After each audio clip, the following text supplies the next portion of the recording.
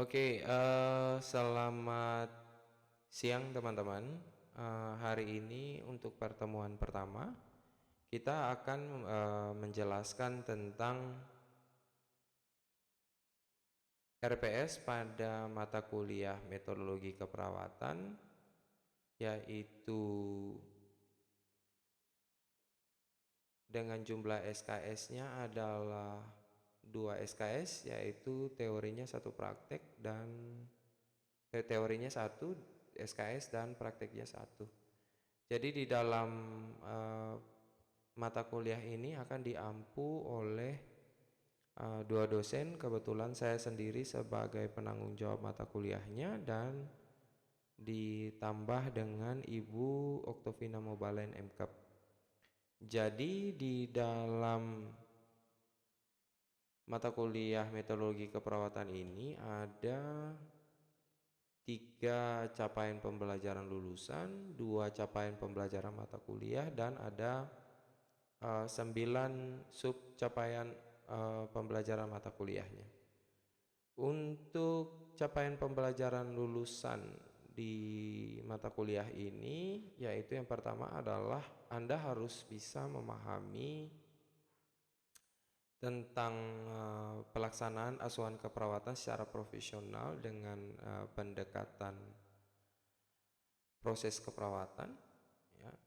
Kemudian mampu untuk melakukan komunikasi terapeutik dan menguasai keterampilan dasar untuk melakukan asuhan keperawatan pada klien melalui kerja tim, dan mampu memberikan asuhan keperawatan kepada individu, keluarga, kelompok, dan masyarakat dengan mengutamakan keselamatan klien, mutu pelayanan yang berdasar pada perkembangan ilmu dan teknologi untuk meningkatkan kualitas asuhan keperawatan dengan memperhatikan prinsip caring sesuai dengan kode etik profesi. Nah, untuk capaian pembelajaran mata kuliahnya sendiri itu Anda harus mampu memahami konsep proses keperawatan, mampu untuk mengaplikasikan dokumentasi keperawatan pada klien dengan berbagai tingkat usia, klien dengan kebutuhan khusus, keluarga, kelompok, dan komunitas. Nah, untuk kemampuan akhir tiap tahapan belajar atau yang biasanya kita sebut dengan sub CPMK, itu Anda harus mampu menjelaskan konsep berpikir kritis dan pengambilan keputusan, mampu menjelaskan konsep proses keperawatan, mampu menjelaskan pengkajian keperawatan, mampu menjelaskan diagnosa keperawatan, mampu menjelaskan perencanaan keperawatan, mampu menjelaskan standar luaran keperawatan Indonesia, mampu menjelaskan implementasi keperawatan, mampu menjelaskan evaluasi asuhan keperawatan, dan yang paling terakhir itu adalah mampu mendemonstrasikan praktika penerapan proses keperawatan sebagai metode ilmiah dalam asuhan keperawatan.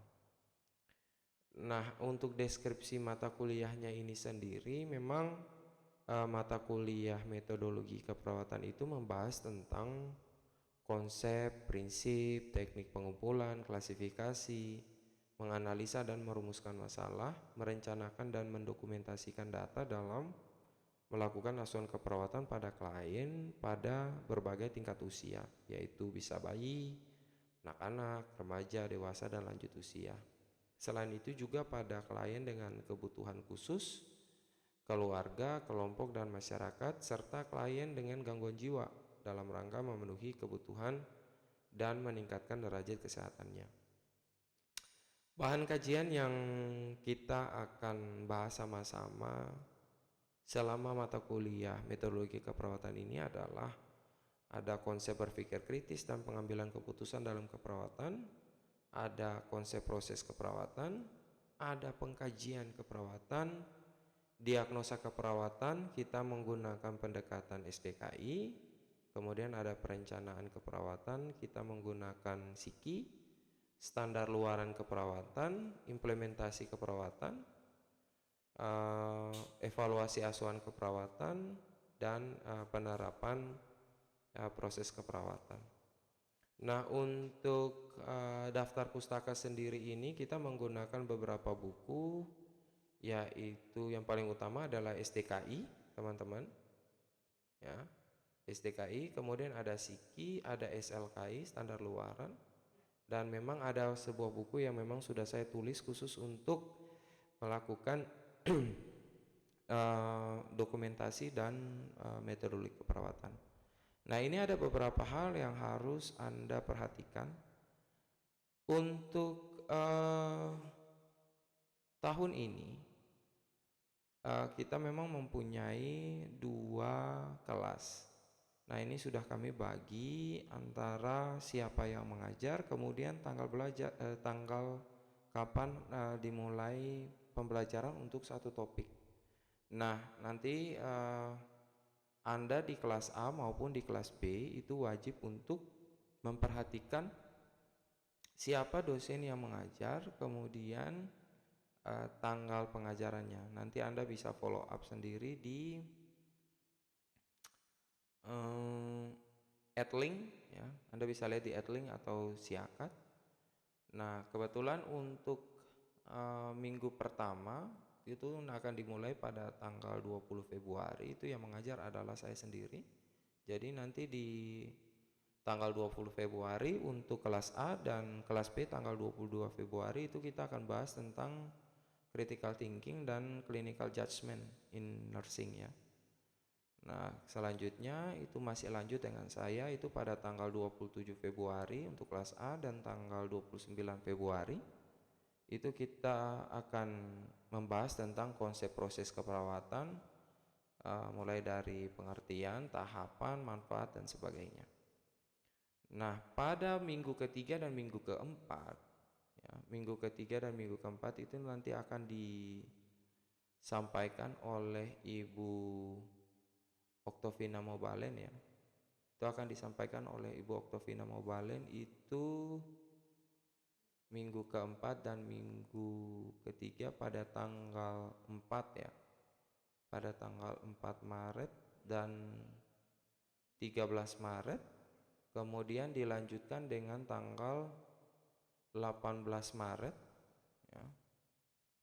18 Maret dan tanggal 20 Maret untuk kelas B, ya. Nah, selanjutnya teman-teman, untuk tanggal 25 Maret, ya, tanggal 25 Maret dan tanggal 27 Maret itu akan dibahas juga oleh Ibu Oktovina Mobalen. Kita membahas tentang SDKI. Jadi nanti Ibu Oktovina Mobalen itu akan membahas tentang pengkajian keperawatan itu selama 2 minggu berturut-turut, ya. 2 minggu berturut-turut, kemudian nanti tanggal 4 Maret dan tanggal 11, ya. Kemudian nanti tanggal untuk kelas B itu tanggal 13, ya. Tanggal 13 dan tanggal 18 Maret. Oke. Nah, oke. Nanti tanggal 20 Maret, ya, dan tanggal 25 nanti Anda bisa sesuaikan dengan jadwal yang nanti akan saya kirim. Yang penting adalah Anda harus bisa memperhatikan jadwal yang nanti akan disampaikan oleh dosen siapa, pada tanggal berapa, dan topiknya apa. Diusahakan teman-teman, yang patut kami sampaikan adalah di dalam setiap pertemuan itu ada kuis, karena memang untuk kurikulum OBE sekarang itu tidak diperuntukkan adanya UTS dan UAS, karena di dalam setiap pertemuan itu sudah ada penugasan dan kuis. Dan memang ketentuan dari kurikulum OBE itu sendiri bahwa mata kuliah atau topik yang sudah disampaikan itu tidak bisa lagi untuk diujikan pada saat UTS atau UAS. Jadi diharapkan ketika nanti ada dosen yang memang uh, tidak bisa masuk pada tanggal tertentu ya, dalam pertemuannya, itu si pen atau penanggung jawab mata kuliah itu wajib untuk menghubungi dosen yang bersangkutan untuk memberikan tugas ya, memberikan tugas, karena memang struktur kurikulum atau metode pembelajaran yang saat ini memang tidak diharuskan untuk dosen itu harus mengajar offline, namun online itu bisa dalam bentuk video, bisa dalam bentuk penugasan jika pembelajaran itu adalah pembelajaran teori. Kalau pembelajarannya praktikum, maka dosen yang bersangkutan harus mengajar dalam offline atau bertatap muka langsung dengan Anda sebagai mahasiswa. Nah, bagaimana dengan pembobotan ya? Jadi nanti teman-teman untuk pembobotan sendiri untuk ujian akhir semester itu bobotnya adalah 40%, ujian tengah semester itu adalah 30%, kehadiran adalah 10%, dan tugas itu adalah 20%. Nah, untuk ujian tengah semester dan ujian akhir semester ini seperti yang tadi saya sudah sampaikan, bahwa untuk Anda yang diberikan kuis setiap kali pertemuan itu dosennya nanti akan mengakumulasi nilai tersebut untuk menjadi nilai akhir semester atau ujian tengah semester ya, nilai tengah semester atau nilai akhir semester. Nah, nanti pada saat akhir semester itu baru akan diumumkan. Nah,